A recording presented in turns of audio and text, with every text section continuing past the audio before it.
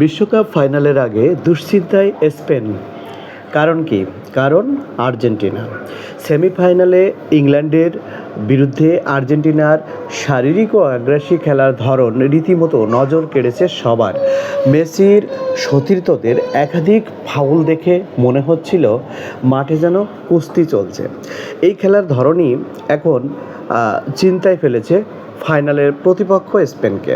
স্পেনের defender Aymeric Laporta Spanish সংবাদ মাধ্যম মার্কাকে দেওয়া সাক্ষাৎকারে সরাসরি রেফারি আপনার আছে স্লাভগোকে বলেছেন, আহ্বান জানিয়েছেন যেন ফাইনালে আর্জেন্টিনাকে এই ধরনের আগ্রাসী ফুটবল খেলতে না দেওয়া হয়।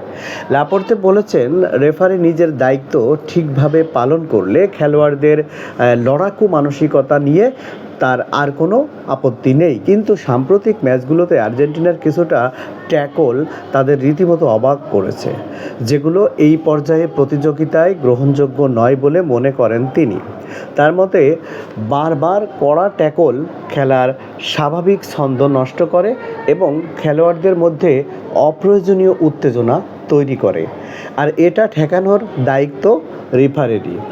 নিজেদের দল সম্পর্কে লাপোর্তে বলেন, বিশ্বকাপের শুরু থেকেই তারা পরিচ্ছন্ন ও মার্জিত ফুটবল খেলে আসছে এবং এই পথেই অটল থাকতে চান তারা।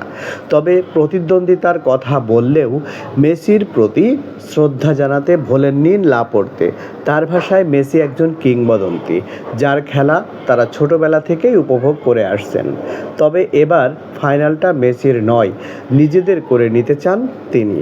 লাপোর্তে আরও জানান, বিশ্বকাপের শুরুতে খুব বেশি প্রত্যাশা না থাকলেও দলের মধ্যে আত্মবিশ্বাস ছিল সবসময়।